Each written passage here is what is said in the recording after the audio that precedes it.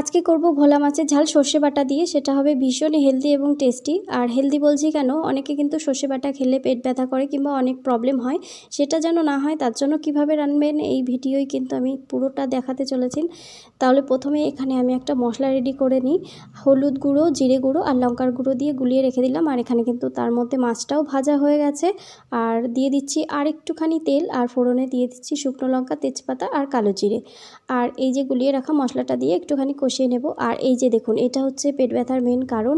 সর্ষে বাটার যে ছাকাটা থাকে সেটাই কিন্তু পেটের মধ্যে গিয়ে পেট ব্যথাটা করে। তো সর্ষে বাটাতে এইভাবে কিন্তু যদি আগে থেকে জল বের করে নেওয়া হয় তাহলে কিন্তু আর পেট ব্যথা করবে না। এই দেখুন, এভাবে রান্নাটা করবেন আপনারা, দেখবেন ভীষণই হেলদি হবে আর ভীষণ টেস্টি হবে। তো দেখুন, এখানে আমার রান্নাটাও প্রায় কমপ্লিট হয়ে গেল আপনাদের সঙ্গে কথা বলতে বলতে। তো যাই হোক, এখানে আমি এবার সামান্য একটু কাঁচা তেল দিয়ে নামিয়ে দেব। তো এইভাবে আপনারা